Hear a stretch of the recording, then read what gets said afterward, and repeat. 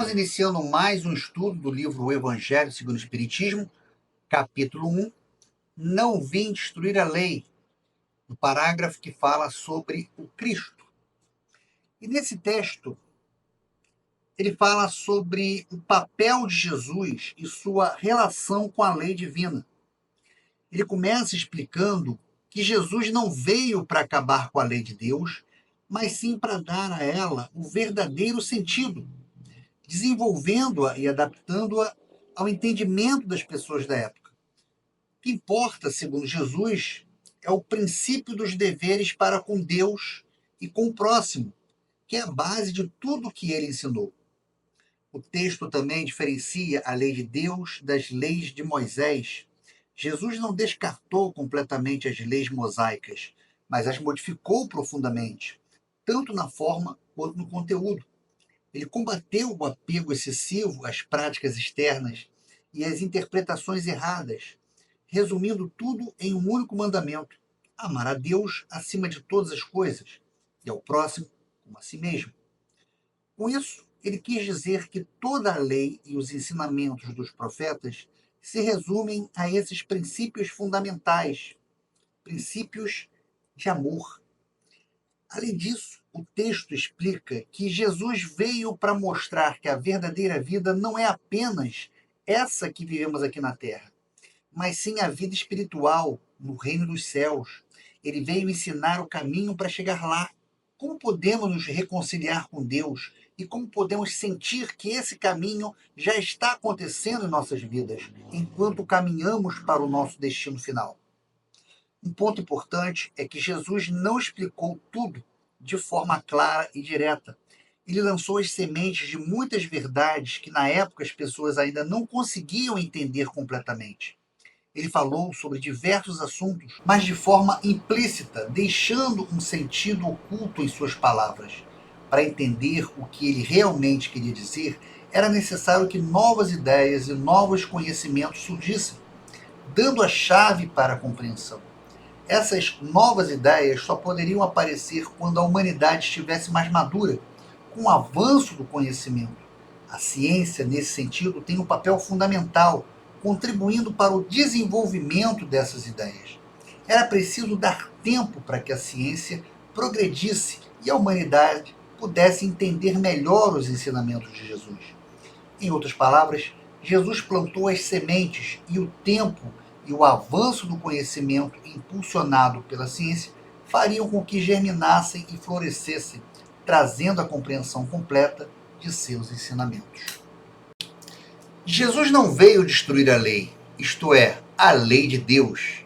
Veio cumpri-la, isto é, desenvolvê-la, dar-lhe o verdadeiro sentido e adaptá-la ao grau de adiantamento dos homens. O que Kardec está querendo dizer com isso? Ele está utilizando essa afirmação para estabelecer uma base sólida para a doutrina espírita, ao destacar que Jesus não destruiu a lei, mas cumpriu. Ele demonstra que o Espiritismo não contradiz os ensinamentos divinos, mas os complementa e esclarece. A ideia de desenvolvê-la e dar-lhe verdadeiro sentido justifica a necessidade de novas revelações, como a doutrina espírita, para uma melhor compreensão mais aprofundada da lei divina, adaptando-a ao grau de adiantamento dos homens, isso é, alinhando o Espiritismo com a progressividade da relação divina.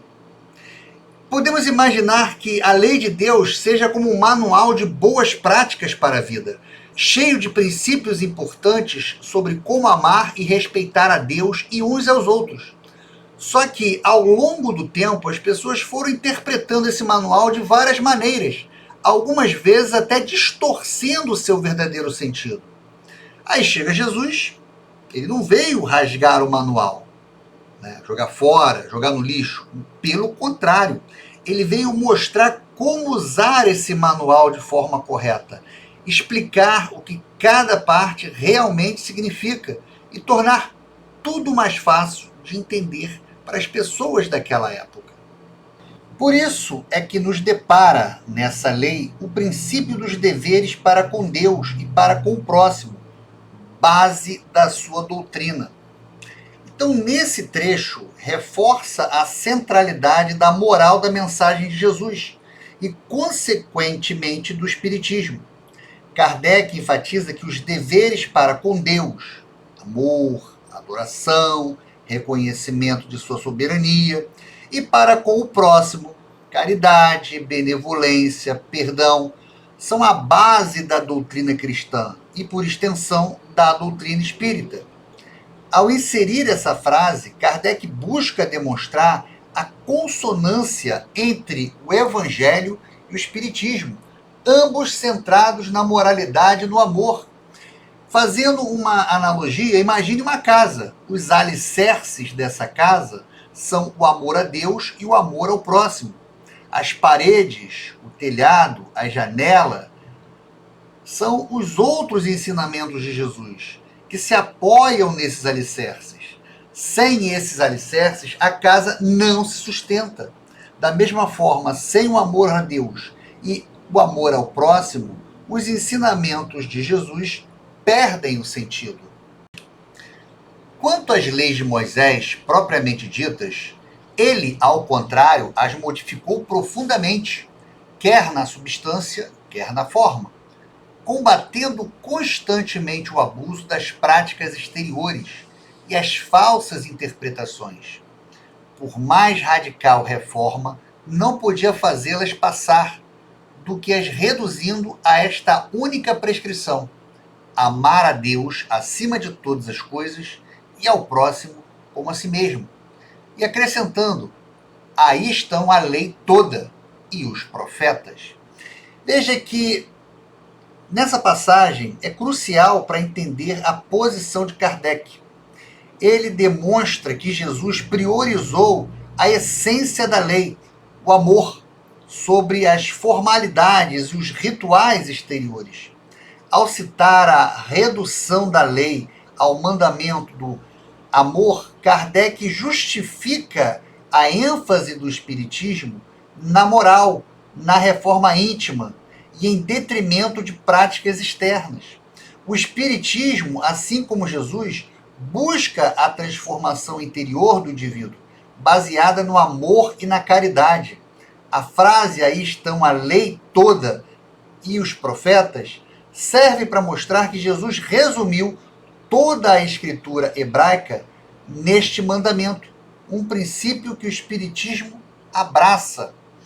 Se a gente for fazer uma espécie de analogia, imagine um livro de receitas com várias páginas de instruções detalhadas para cada prato. Jesus pegou esse livro e escreveu um bilhete. O segredo de todos os pratos é usar ingredientes frescos e temperar com amor. Com esse bilhete, ele resumiu a essência da culinária, mostrando que o mais importante não são as técnicas complicadas, mas sim a qualidade dos ingredientes e o carinho na hora de preparar a comida. Jesus fez algo parecido com as leis de Moisés. Ele as simplificou ao máximo, mostrando que o amor é a base de tudo. Por estas palavras, o céu e a terra não passarão sem que tudo esteja cumprido até o último iota. Jesus afirma aqui que a lei divina é imutável e deve ser cumprida integralmente. O último iota indica que nada será negligenciado ou deixado de lado. Kardec utiliza essa passagem para destacar que as leis morais de Deus, explicadas por Jesus, são universais e eternas. No Espiritismo, as leis morais são vistas como guias para a evolução espiritual da humanidade, reafirmando que nada no universo acontece fora do contexto divino. Em outras palavras, é como se Jesus estivesse dizendo: podem passar séculos, o mundo pode mudar, mas a palavra de Deus, os princípios divinos, permanecem para sempre e se cumprirão até o último detalhe. É uma mensagem de firmeza, de garantia da validade e da importância da lei divina. Quis dizer Jesus ser necessário que a lei de Deus tivesse cumprimento integral, isto é, fosse praticada na terra inteira, em toda a sua pureza, com todas as suas ampliações e consequências. Veja que essa frase está reforçando a universalidade da mensagem de Jesus. É a importância de sua aplicação plena e verdadeira. A lei de Deus não pode ser reduzida ou adaptada para conveniências humanas. Kardec enfatiza que os ensinamentos de Jesus devem ser interpretados sob uma ótica moral e universal, desprovidos de dogmas ou limitações culturais. Ele expande essa visão com o Espiritismo, demonstrando como os princípios evangélicos podem ser compreendidos e aplicados em todas as épocas e lugares. Então, a gente pode imaginar um manual de instruções para montar um móvel. Se você seguir apenas algumas etapas, o móvel não ficará completo e poderá até ficar instável. Para que o móvel fique perfeito, você precisa seguir todas as instruções em ordem e com atenção aos detalhes.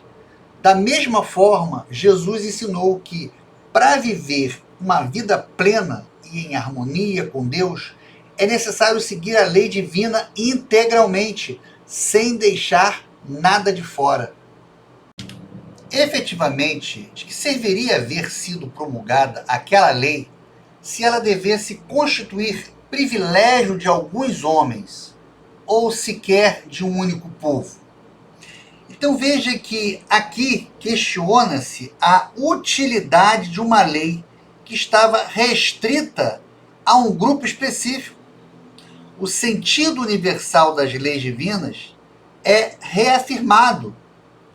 Kardec faz questão de mostrar que a doutrina espírita transcende barreiras de religião, raça e nacionalidade. Em O Evangelho segundo o Espiritismo, ele aborda os ensinamentos de Jesus de maneira ampla, destacando que eles são um patrimônio da humanidade, sem distinções ou privilégios. Então, para a gente resumir essa parte, imagine uma cartilha de primeiros socorros. Se essa cartilha fosse escrita apenas para médicos ou apenas para pessoas de uma determinada cidade, ela não seria muito útil em situações de emergência que acontecem com pessoas comuns em qualquer lugar do mundo. Para ser realmente útil, a cartilha precisa ser acessível a todos, independentemente de sua profissão ou nacionalidade. Da mesma forma, a lei de Deus, para ser eficaz, precisa ser para toda a humanidade. Sendo filhos de Deus, todos os homens, todos, sem distinção nenhuma, são objeto da mesma solitude. Ou seja, todos os seres humanos são iguais perante Deus e merecem a mesma atenção divina, independentemente de sua condição social, religiosa ou cultural. Vamos fazer uma analogia com uma mãe com vários filhos. Ela ama todos eles igualmente e se preocupa com o bem-estar de cada um, independentemente de suas diferenças. Ela oferece a todos o mesmo amor, o mesmo cuidado, a mesma atenção. Deus, segundo essa visão, age da mesma forma com toda a humanidade. Então, essa ideia está diretamente alinhada com o princípio da igualdade espiritual, que é um dos pilares básicos do Espiritismo. Kardec, então, reforça que os ensinamentos de Jesus, ao serem baseados na luz da razão e do progresso espiritual, visam a unificação da humanidade sob a bandeira do amor e da caridade. Mas o papel de Jesus não foi o de simples legislador moralista, tendo por exclusiva autoridade a sua palavra. Desde que Kardec ele inicia diferenciando Jesus de outros líderes religiosos ou filósofos que baseiam apenas em suas próprias palavras. Ao fazer isso, ele prepara o terreno para apresentar a autoridade superior de Jesus, que não se limita ao ensinamento moral, mas tem uma base divina. Isso é crucial para Kardec, pois ele busca fundamentar o espiritismo na autoridade moral de Jesus, mostrando uma continuidade entre o evangelho e a doutrina espírita. Podemos imaginar, para dar um exemplo, um professor que ensina uma matéria baseada em um livro didático reconhecido. A autoridade dele não vem só da opinião dele, mas do conhecimento contido no livro. Jesus era como esse professor, mas o livro era a vontade de Deus. Cabia-lhe dar cumprimento às profecias que lhe anunciaram o advento. A autoridade lhe vinha da natureza excepcional do seu espírito e da sua missão divina. Então essa frase reforça a natureza messiânica de Jesus, ligando as profecias do Antigo Testamento. Kardec destaca que a autoridade de Jesus não era apenas humana, mas divina, devido à natureza excepcional do seu espírito e à sua missão divina. Isso é importante porque, para Kardec, Jesus é o guia e modelo moral para a humanidade. E o Espiritismo se propõe a esclarecer e desenvolver seus ensinamentos. Se nós formos fazer uma analogia, imagine um enviado especial do presidente de um país. Ele tem autoridade para agir em nome do presidente. Mas por quê? Porque ele foi designado para essa função. Então ele tem credenciais que o legitimam. Ele representa o presidente, ou seja, ele age em nome de uma autoridade superior. E ele tem uma missão específica. Ele foi enviado para realizar uma tarefa importante. Ele viera ensinar os homens que a verdadeira vida não é a que transcorre na terra, e sim a que é vivida no reino dos céus. Viera ensinar-lhes o caminho que a esse reino conduz, os meios deles se reconciliarem com Deus e de pressentirem esses meios na marcha das coisas por vir, para a realização dos destinos humanos. Então, se a gente for fazer uma analogia, né, imagine um manual de instruções para um bom convívio social. Imagine que a lei mencionada no texto seja como um manual completo para construir uma sociedade harmoniosa e feliz. Esse manual não se concentra em regras específicas sobre trânsito ou leis civis, mas sim nos princípios fundamentais que regem as relações humanas. Então, dentro desse manual, a gente vai encontrar duas seções principais. A primeira, os deveres para com o dono da casa. Essa seção trata como nos relacionamos com a figura que representa a autoridade máxima, o Criador, né, que, por analogia religiosa, representa Deus. Os deveres aqui não são de submissão cega, mas de reconhecimento, respeito, gratidão e busca por compreender os valores que o dono da casa representa. É como se o manual dissesse: reconheça a importância do lar que te acolhe, respeite as regras da casa e procure entender o propósito do seu Criador. E a segunda seção são os deveres para com os moradores da casa. Então, essa seção aborda como devemos interagir com os outros membros da sociedade, ou seja, o próximo. Os deveres aqui incluem respeito mútuo, cooperação, ajuda, compreensão, tolerância, amor. É como se o manual dissesse, trate os outros moradores com gentileza, ajude quando necessário, procure entender as diferenças e construa um ambiente de harmonia. Então, a frase base da sua doutrina significa que esses dois princípios, os deveres para com o dono da casa e os deveres para com os moradores da casa, são os alicerces, a fundação de todo o sistema de convívio social proposto no manual. Todas as outras regras e orientações contidas no manual derivam desses dois princípios fundamentais. Sem ele, o manual perderia o seu sentido e a harmonia social seria impossível. Então veja que, na nossa analogia, né, dentro do contexto religioso, o dono da casa representa Deus. Os moradores da casa representam o próximo, a humanidade. E quais seriam os deveres? Representam as ações e a atitude que demonstram o amor e o respeito a Deus e ao próximo.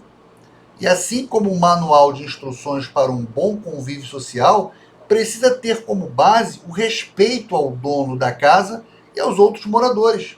A doutrina de Jesus se baseia nos deveres para com Deus e para com o próximo. Esses dois princípios são inseparáveis, interdependentes e continuam a essência dos seus ensinamentos. Então, Kardec aqui ele vai enfatizar a dimensão espiritual da mensagem de Jesus. A verdadeira vida é a vida espiritual no reino dos céus. E Jesus veio mostrar o caminho para essa vida, a reconciliação com Deus. Esse ênfase na vida espiritual e na imortalidade da alma é central para o Espiritismo, que busca compreender a natureza do espírito, a vida após a morte e a comunicação com os espíritos. Entretanto, não disse tudo, limitando-se, respeito a muitos pontos, a lançar o germen de verdades que, segundo ele próprio o declarou, ainda não podiam ser compreendidas.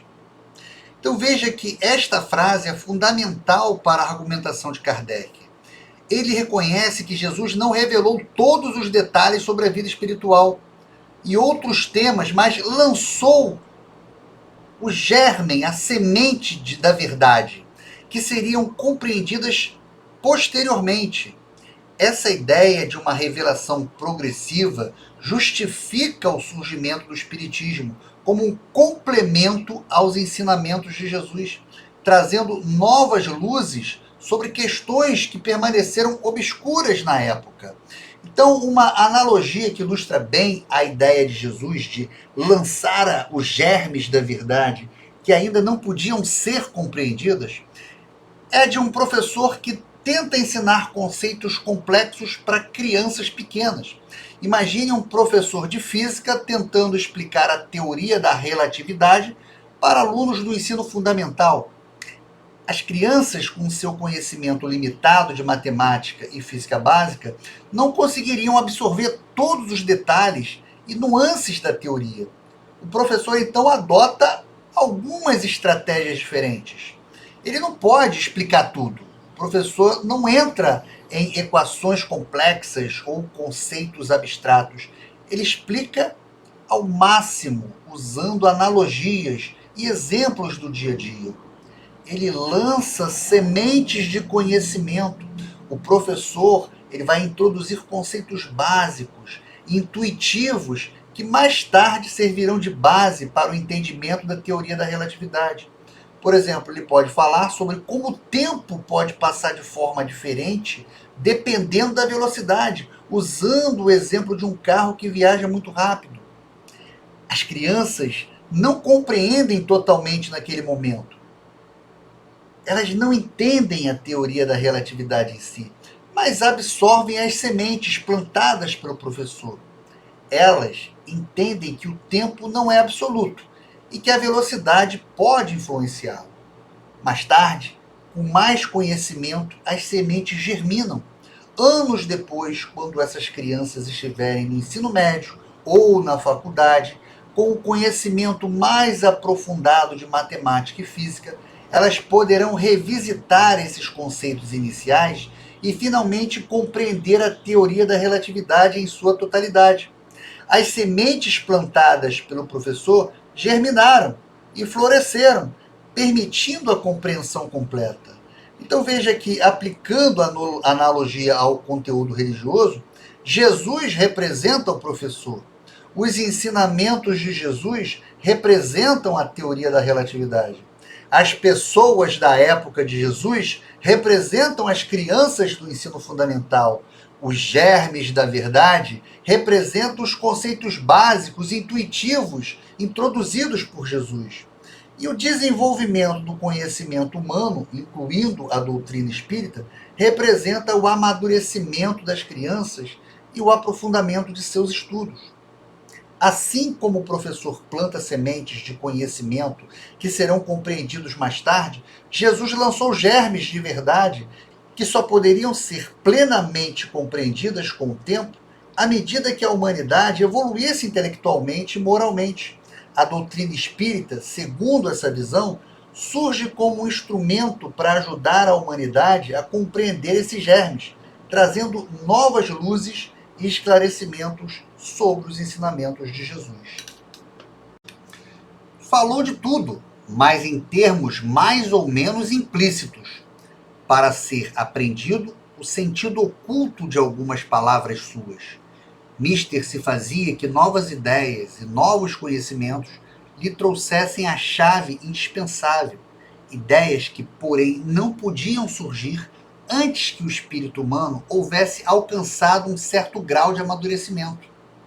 A ciência tinha de contribuir poderosamente para a eclosão e o desenvolvimento de tais ideias. Importava, pois, dar à ciência tempo para progredir. Veja, vamos fazer uma analogia, né, para ilustrar bem essa ideia, né, em que Jesus ter falado em termos mais ou menos implícitos e da necessidade de novas ideias e novos conhecimentos para aprender o sentido oculto de suas palavras. É de um quebra-cabeça complexo. Imagine um quebra-cabeça com milhares de peças, onde a imagem final é abstrata e cheia de nuances. Então vamos entender aqui, ó. Falou de tudo, mas em termos mais ou menos implícitos. É como se o fabricante do quebra-cabeça entregasse as peças misturadas sem a imagem da caixa que mostra o desenho completo. Algumas peças se encaixam facilmente, dando pista sobre partes isoladas da imagem, mas o quadro geral permanece obscuro. Jesus, em seus ensinamentos, abordou diversos temas, mas nem sempre explicitou todas as conexões e implicações. Ele forneceu as peças do quebra-cabeça, mas não a imagem completa. Veja, para ser aprendido o sentido oculto de algumas palavras suas, Mister se fazia que novas ideias e novos conhecimentos lhe trouxessem a chave indispensável. Para montar o quebra-cabeça, não basta ter as peças. É necessário um método, uma estratégia, um olhar atento para as cores, os formatos, os encaixes.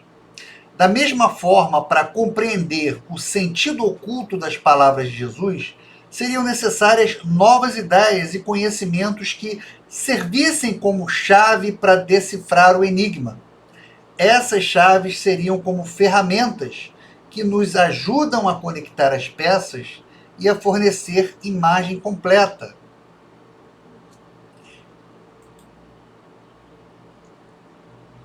Ideias que, porém, não podiam surgir antes que o espírito humano houvesse alcançado algum grau de madureza.